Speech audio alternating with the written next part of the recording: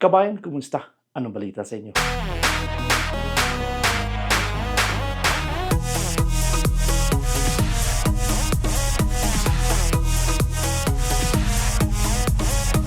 mga job seekers na naghanap ng trabaho opportunity dito nga sa Canada, sana po itong ating video ay makakuha kayo ng gabay kung paano ba mag-apply dito nga sa Canada.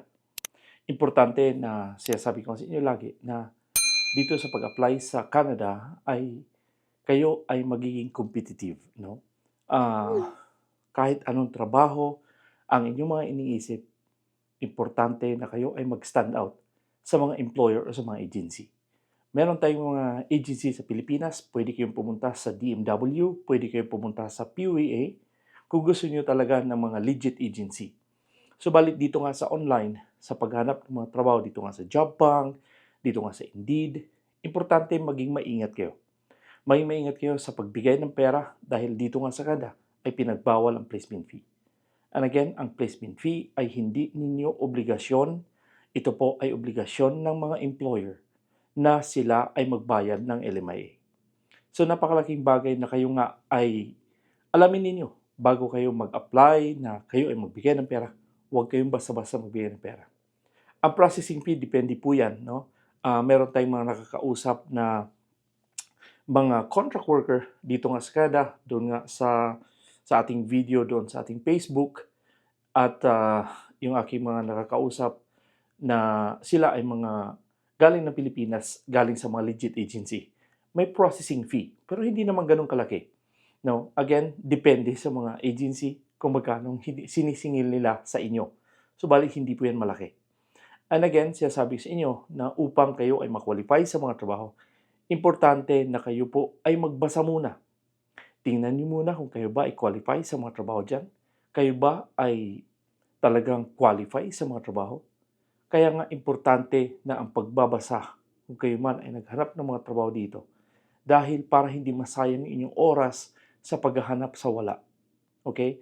And again, sa mga nasa ibang bansa, katulad ng Middle East, pwede kayong mag-cross country. Yung nasa Hong Kong, pwede kayong mag-cross country. Pwede kayong pumunta sa mga job site. Subukan nyo rin mag-apply sa mga legit agency sa Pilipinas. No? And again, napakalaking bagay na kayo ay mag-research. Dahil dito, upang kayo ay, kumbaga, ma-educate, kayo ay matututo kayo kung saan kayo pwede mag-apply na mga website na inyong mapupuntahan. Basta mag-ingat lang kayo sa pagbigay ng pera. Lalo na yung nagsasabi, bago ma-process yung papel mo, kailangan mo magbigay ng biometrics. Ang biometrics ay hindi po yan nauuna. Nauuna muna ang interview, nauuna muna yung pangalawa dyan, yung offer, job offer, kung may job offer man sila. And pangatlo dyan, yung inyong processing. And during the processing, kung kayo man ay eligible sa mga trabaho na yan, kayo ay i-request na magpa-biometrics at magpa-medical. Kung saang country kayo, for example, kayo ay nasa Saudi Arabia, pumunta kayo sa designated immigration office na doon kayo mag-biometrics and then dyan din kayo magpa-medical sa lugar nyo. Okay? Hindi kayo magbibigay ng pera galing sa kung saan lugar papunta ng Canada para magbayad ng biometrics. Hindi po yan tama. Okay? So again, sinasabi ko sa inyo na importante na kayo ay magbasa. Ano bang proseso sa pag-process ng mga papel kung kayo man ay mag-apply papunta ng Canada? So, balit guys, ito pong ating pag-usapan ngayon ay napakaganda. Subalit kung kayo man ay qualify dito, again, sana po ito'y gabay para sa inyong paghahanap ng trabaho. Kung hindi man ito para sa inyo, maraming trabaho opportunity na pwede ninyong puntahan sa website ng Indeed. Okay? So, ito pong ating pag-usapan ay farm laborer harvesting. No? So, sana po itong itong trabaho na to ay kung kayo man ay qualify, then subukan nyo mag-apply. Pero kung hindi man kayo, subukan nyo lang mag-research din dito nga sa Indeed. Pero bago kayo mag-apply sa Indeed, kailangan mag-sign in kayo at i-download niyo ang inyong resume. Halika, puntahan natin ang kanilang website.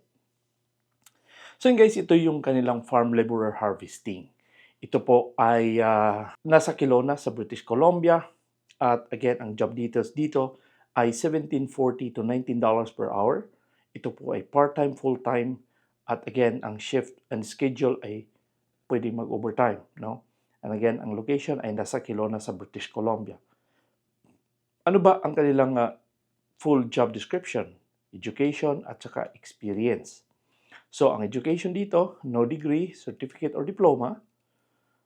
And again, ang kanilang worksite environment ay ito po ay mga fruit and vegetable combination farming.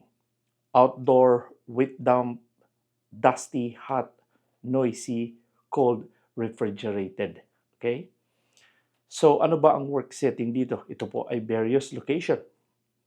So, sinasabi ko sa inyo na kung kayo man ay mag-apply dito, importante na kayo ay magbasa o isulat ninyo yung inyong mga task and responsibilities bilang isang farm laborer, no? Kasi importante na kayo ay nagsusulat sa inyong mga resume kung ano bang mga ginagawa niyo sa inyong mga trabaho, sa mga previous jobs niyo. Kung hindi man to para sa inyo, ano ang mga trabaho niyo previously, isulat niyo lahat dahil napakalaking bagay yan. And again, kung ano man ang sinulat nila dito sa task, kung pwede itong kopyahin, ilagay sa inyong resume, dagdagan nyo na lang. Okay? Halika, tingnan ulit natin. So, yung task dito ay guide growing shoots into optimal development positions. Pick row and orchard crops, plant, cultivate, and irrigate crops. Remove manual all suckers and water sprout. Tie and secure plants. Train trees to produce more fruit or higher quality. Clean work area, fertilize and spray crops, harvest crops, operate and maintain farm machinery and equipment. So again, sinasabi ko sa inyo, kung kayo man ay may mga experience sa mga equipment, anong equipment ang inyong sinasakyan or ino-operate, isulat nyo. Kasi malaking bagay yan bilang isang farm laborer or sa mga farm na nagtatrabaho, ano ang mga equipment yung ginagawa or anong equipment ang inyong mga ginagamit, ipansulat nyo. Sa mga, ano man ang mga trabaho ninyo, sulat nyo kung ano pang mga kung cleaner kayo, ano bang vacuum ang ginagamit nyo, anong machine ang ginagamit nyo. Sa mga machine operator, isulat nyo rin. Sa welder, isulat nyo rin. Okay? Maraming isusulat nyo sa mga task. Okay? So again, ano pa ba ang mga details dito? Ito yung kanilang types of crops, apple and cherries. And again, equipment and machinery experience, a farm truck, forklift operator, or tractor. So yan ang mga sinasabi sa inyo. Kung mayroon kayong mga experience dyan, isulat nyo. Tractor operator, forklift operator, farm truck, isulat nyo lahat. Work condition and physical capabilities.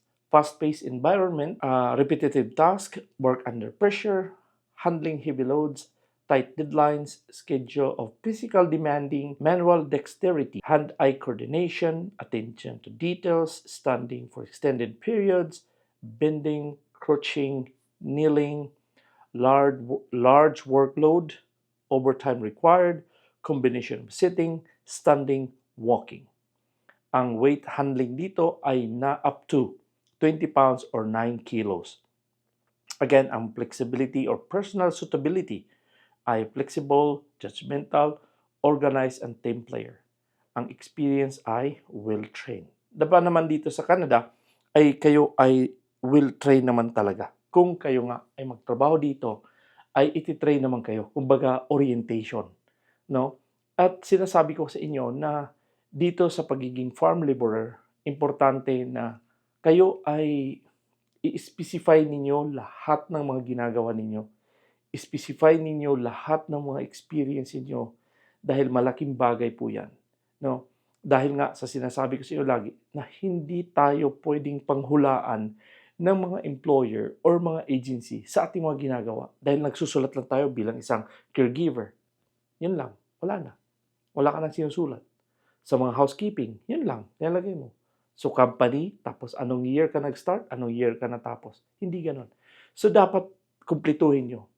Pwede kayong pumunta sa Google at inyo pong i-Google yung mga paano magawa ng resume. No? Ang resume dito nga sa Canada ay walang mga picture, walang biodata. No? And again, sa mga nagtatanong, meron bang age limit? Walang age limit sa Canada. Ang nagkakaroon lang ng age limit dito ay itong mga, mga agency iba na nanghihingi sila ng age limit. Subalit dito sa Canada, kahit anong edad mo, as long as ikaw ay kaya mong gampanan yung mga trabaho, walang problema. Kayo po ay makatrabaho dito. Okay? So, but again, marami po akong mga videos dito sa ating YouTube channel. Sana po ay mapanood niyo, no? Mapanood niyo buo dahil andito po lahat. And kung mayroon kayong mga tanong, Kuya Noy, ako po ay isang ganito. Saan po ba ako pwede mag-apply? Mag-type kayo. Huwag po kayo mag-type na paano mag-apply. Dahil ini-explain ko na sa inyo, makinig lang kayo dahil andito naman po lahat sa mga videos ko, sinasabi ko nga sa inyo, para at least kayo hindi na kayo ganun ka nahirapan na mag-apply, no?